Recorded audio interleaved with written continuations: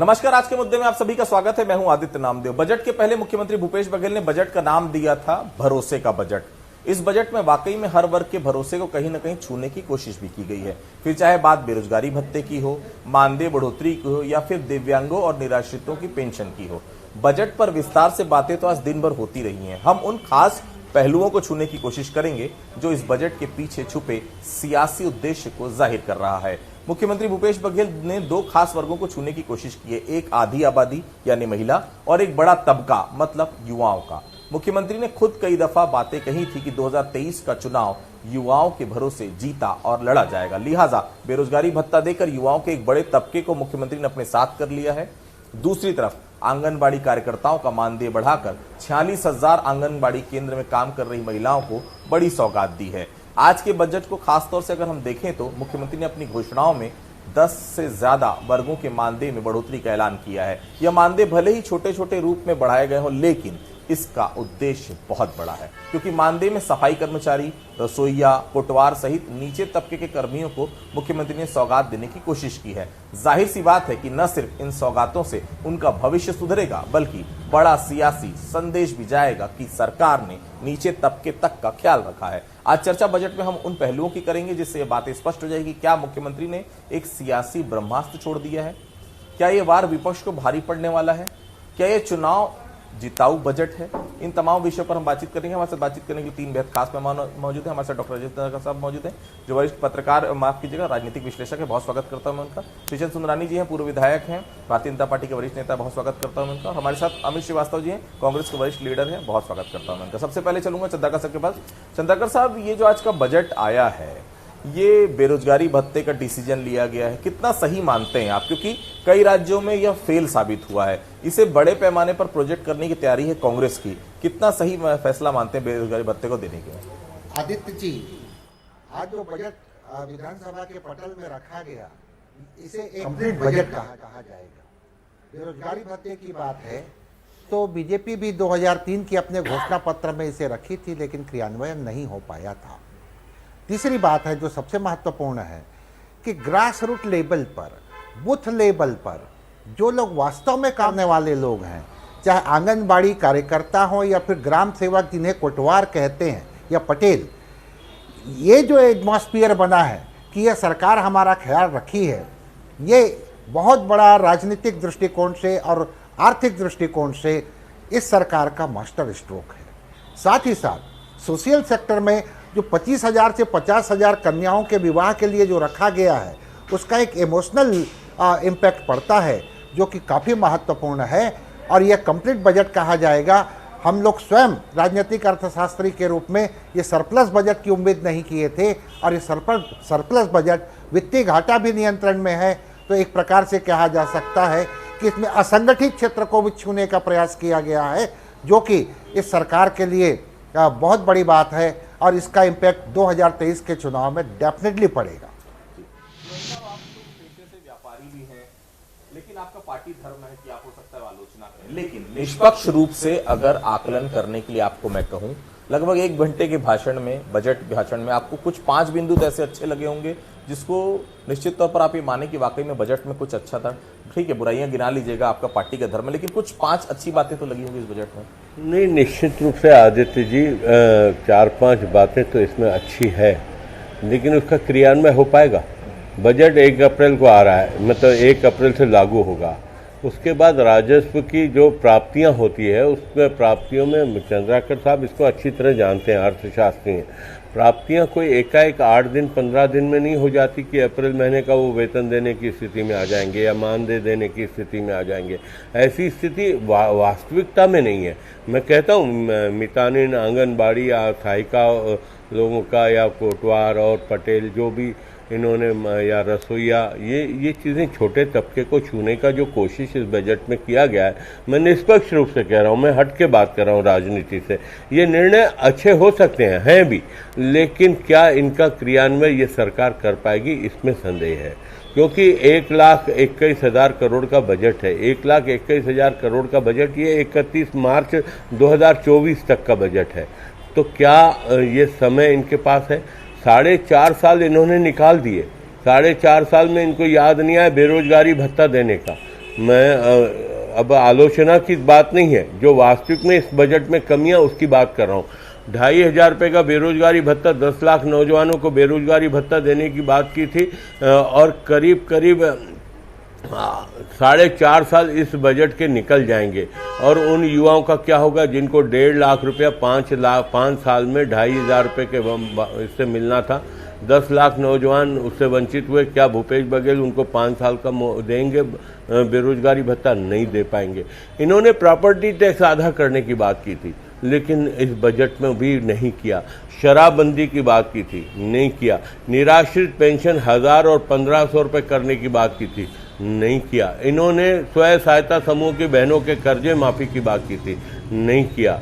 ऐसे बहुत सारी बड़ी संख्या, जो 36 वादे उन्हीं में से गिना रहा हूं मैं, कोई अलग से वादा नहीं गिना रहा हूं। ये बार बार ये बात तो, क्योंकि मैं देखा हूं कांग्रेस के प्रवक्ता 3-4 बातें रट ली है। एक मोदी जी को गाली देना, केंद्र सरकार को गाली देना और कमीशन खोरी की बात करना। इसके अलावा कांग्रेस के प्रवक्ता चाहे किसी भी विषय पर डिबेट करा दो, इनका एक ही विषय रहता है। तो मैं इन सब चीज़ों पर नहीं जाना चाहता। देखिए, कमीशन खोरी है नहीं है, सरकार कैसी चल रही, भ्रष्टाचार हो रहा नहीं हो रहा, ये तो सब जग जाहिर है, इसके ऊपर मैं चर्चा नहीं करना चाहता। लेकिन इन्होंने जनता की आंखों में धूल झोंकने का काम किया। आदित्य जी, जो बजट लोक लुभावना कागजों में दिख सकता है, लेकिन क्रियान्वयन मैंने किया। 5 मुद्दे आपने कहा, 5 मुद्दे ही आपकी तारीफ के। निश्चित रूप से उस घोषणा का मैं स्वागत करता हूं, लेकिन वो घोषणा के क्रियान्वयन पे मुझे रत्ती भर का भी विश्वास नहीं। ये कागजों पे बजट है, ये लोक लुभावना सिर्फ कागज तक सीमित रहेगा। जनता को बेवकूफ बनाना, आंखों में धूल झोंकना, जैसा कांग्रेस की परंपरा रही है, उसी को निभाया है भूपेश बघेल ने। अमित जी संतुष्ट तो नहीं है, साफ तौर पर सुंदरानी साहब कह रहे हैं। आपको बजट के ऐसे कौन से 5 बिंदु हैं जो अच्छे लगे और आपको लगता है कि मील का पत्थर साबित होगा और चुनाव जिताऊ ये बजट होगा? अमित जी, देखिए, निश्चित तौर पे छत्तीसगढ़ के लिए बहुत ही ऐतिहासिक बजट है और छत्तीसगढ़ के लोगों के सपनों को साकार करने वाला बजट है। और मैं एक ही चीज़ आपके माध्यम से कहता हूं, सुंदरानी जी मेरे बड़े भाई हैं, मैं उनकी बहुत सम्मान करता हूं, लेकिन जब बात पार्टी की आएगी तो मुझे भी अपना धर्म निभाना पड़ेगा। आपने कहा उनसे तारीफ करने की बात, तो उन्होंने 5 तो मुद्दे गिनाए, लेकिन हर चीज़ में प्रश्न चिन्ह लगा दिया। और उन्होंने कहा कि कांग्रेस के प्रवक्ता जब आते हैं तो 3-4 रटा-रटाए आते हैं, तो क्या हम अपना धर्म भी ना निभाएं कि जिस प्रकार से पूर्ववर्ती सरकार कट, कमीशन और करप्शन पे चलती थी, तो हम उस पर बात भी नहीं करें? तो रही बात, आपके माध्यम से एक पंक्तियां मैं कहना चाहता हूं आदित्य जी, कि कहां इस दौर में वफा की उम्मीद कर रहे हो, बड़े नादान हो साहब, जहर की शीशी में दवा ढूंढ रहे हो। आप सोचते हो भाजपा के लोग बैठ के कांग्रेस की तारीफ करेंगे? इनसे नहीं होगा। रही बात, छत्तीसगढ़ की जनता सारी चीजों को समझती है और मैं आपको बता दूं कि ये 4.5 साल जो हमने छत्तीसगढ़ की आकांक्षाओं को, इनकी लोगों की इच्छाओं को पूरा करने में जो हमने लगाया, और छत्तीसगढ़ की जनता की आंखों की चमक ये बताती है कि हमने कहीं बेहतर काम किया है। और रही बात आप 5 चीज, मैं बोलता हूं पूरा बजट अगर आप देखेंगे, जैसा चंद्राकर सर ने कहा, ये एक ऐतिहासिक बजट है। छत्तीसगढ़ की लोगों की उम्मीदों, आकांक्षाओं, आशाओं को पूरा करने वाला है। फिर चाहे आप देख लीजिए 3 मेडिकल कॉलेज की बात हो, 10 थानों की बात हो, 10 चौकी की बात हो, लगातार आपने गिनाया मितानिन बहनों का जो वेतनमान बढ़ा है, चाहे सेफ गार्डों का बढ़ा हो, चाहे रसोइयों का बढ़ा हो, मतलब अंतिम व्यक्ति, कतार में खड़ा हुआ अंतिम व्यक्ति तक सरकारी योजनाओं का लाभ हो रहा है। रही बात आदित्य जी, एक बात मैं आपको बताता हूं, लोग जो छत्तीसगढ़ के विषय में कहते हैं, हमारी शिक्षा और स्वास्थ्य नीति को पूरे देश में लोगों को पसंद किया जा रहा है, छत्तीसगढ़ मॉडल को पूरे देश में पसंद किया जा रहा है, और हमारे सरकार की जो काम है, यहाँ की उपलब्धियां हैं, मैं आपके माध्यम से कहना चाहता हूं कि लोग ऐसे ही नहीं कहते भूपेश है तो भरोसा है। एक क्रेडिबिलिटी की बात होती है, और क्रेडिबिलिटी ऐसे नहीं आई है, 4.5 साल काम करने के उपरांत आई है। और मैं फिर आपके माध्यम से कहता हूं, ये पूरी तरीके से एक कंप्लीट जिसको बजट बोलते हैं। और आपने जो 5 चीज कहा, मैं आपको बता दूं कि जिस प्रकार से हमारे बहनों के विवाह के लिए जिस प्रकार 15,000 से 25,000 किया गया था, इस बार 50,000 कर दिया गया। उसी प्रकार से जैसे सारे लोगों का 10 लोगों से ज्यादा का मानदेय बढ़ाया गया। उसी प्रकार से 3 मेडिकल कॉलेज हो, थाना हो, और लगातार इंफ्रास्ट्रक्चर पे अगर आप देखेंगे, हम हाइट्स पे बात कर रहे हैं, हाइट्स अगर हम पूरा करेंगे तो उसमें जी सारा चीजें आ जाती हैं। ये कंप्लीट एक वो है, और मुझे लगता है ये बिल्कुल मील का पत्थर साबित होगा। और दसा और दिशा जो 15 सालों में पूर्ववर्ती सरकार ने बिगाड़ी थी, ये बजट नई तस्वीर और तकदीर छत्तीसगढ़ की लिखने जा रहा है। चंद्रकर साहब, क्या इस बजट से ऐसी उम्मीद थी आपको कि चुनाव के वक्त में ऐसा ही कुछ बजट आएगा, या और कुछ सोच कर रखा था आपने, किया उसमें और कुछ होना चाहिए था जो इस बजट में नहीं है? चंद्रकर साहब, देखिए, इस बजट में तो खास तौर से कर्मचारियों को, संविदा कर्मचारी हैं, उनके नियमितीकरण की बात हुई थी। अभी सितंबर तक का समय है। चुनाव के पहले जो 2 क्वार्टर होता है उसमें राजनीतिक दलों के सामने आम नागरिक प्रेशर ग्रुप की पॉलिटिक्स करते हैं और उस समय घोषणाएं होती। एक पक्ष वो है, लेकिन इस बजट को एक ग्रोथ का बजट कहा जाएगा आदित्य जी, क्योंकि जो पैसा चाहे असंगठित क्षेत्र में मजदूरों को 7,000 रुपया या फिर किसानों को जो राजीव गांधी किसान न्याय योजना के अंतर्गत या फिर ये महिला वर्ग को, ये जो पैसा है ये आफ्टर ऑल आज हमारे देश में पूरे वर्ल्ड में जो इकोनॉमी की जो रिक्वायरमेंट है वो है मांग की। अब मांग इससे पैदा होगा और निश्चित रूप से मांग पैदा होने के बाद छत्तीसगढ़ की इकोनॉमी और स्ट्रांग होगी। लेकिन इस सरकार को की प्रशंसा होगी कि वित्तीय घाटा को जिस तरह से 2021 का जो बजट है उसमें 0.17% या फिर जिस तरह से लोन की बात है, जो बाजार का लोन है ना, लोन के भी इसमें वैरायटी है। बजट में बहुत सफाई से बाजार ऋण की चर्चा हुई, लेकिन उसको 17.99% की बात है, ये काबिल तारीफ है।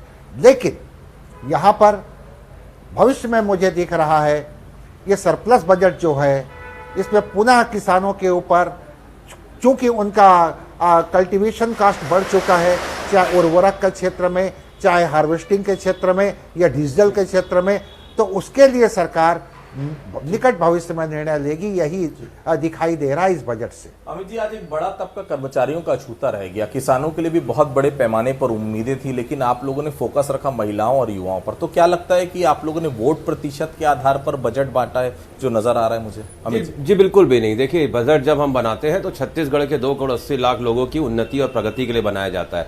और आपके माध्यम से मैं ये कह दूं आदित्य जी कि लगातार अगर आप देखेंगे तो शुरू से हमारा जो भी बजट आया है वो हमेशा ग्रामीण अधोरचना पे फोकस होकर आया है। और हमने पहले ही मुख्यमंत्री जी ने कहा था कि जब से मुख्यमंत्री जी हमारे प्रदेश में कांग्रेस की सरकार आई है ना, गांव गरीब, किसान, आदिवासी, महिला, कर्मचारी, अगर आप देखेंगे अधिकारी, सबके अच्छे दिन आए। तो हमने कैटेगरी वाइज उसे बांट दिया था। और इस बार का जो बजट था, आप ठीक कह रहे हैं, हमारे युवाओं को उनसे बहुत आकांक्षाएं थी, उनकी प्रगति के लिए बहुत सारे निर्णय हमने लिए। हमारी महिला जो बहनें हैं उनके लिए बहुत सारे निर्णय लिए गए। और मुझे लगता है कर्मचारी भाइयों ने कहा, ये छत्तीसगढ़ के फिजा ने वो मंजर देखा है कि जब कर्मचारी भाइयों ने मुख्यमंत्री जी को मिठाई भी खिलाई है, पटाखे भी फोड़े। और जैसा चंद्राकर सर ने कहा, अभी समय है। और हमने जो संकल्प लिया था, हम उसके लिए कभी विकल्प नहीं ढूंढते। हमने जो घोषणाएं की थी, हमने जो वादे किए थे, हमने 26 से ज्यादा वादे हमने पूरे कर दिए। और लगातार आप देख लीजिए, मैंने जैसा कहा, भूपेश है तो भरोसा है, लोग ऐसे ही नहीं कहते। आज जो विश्व के प्रथम मुख्यमंत्री जो कहते हैं ना, नंबर 1 मुख्यमंत्री ने मेरी नजर में नंबर 1 बजट पेश किया है, जिसके लिए मैं उनको धन्यवाद देता हूं। सोनी साहब, कांग्रेस सरकार ने तो आज जो बजट दिया है उसमें पूरे पत्ते अपने खोल दिए, तो डर खत्म हो गया होगा। आपको क्या लगता है 2023 का चुनाव जीत पाएंगे आप लोग? खत्म हो गया साहब, ये हमें तो मतलब नहीं, डर तो खत्म हो ही गया है, पहले से खत्म हो गया है। और बजट आने के बाद और हम लोग बिंदास हो गए कि अगली सरकार अब हमारी बनने से कोई रोक नहीं सकता। देखिए, कर्मचारियों को इन्होंने ठगा है। कहीं ना कहीं दैनिक वेतनभोगी कर्मचारियों का जो नियमितीकरण करने की बात थी, महंगाई भत्ता देने की बात होनी चाहिए थी, जो केंद्र सरकार ने दिया केंद्रीय कर्मचारियों को, राज्य सरकारों के कर्मचारियों को भी मिलना चाहिए था, लेकिन नहीं है, इसमें प्रावधान रखा गया।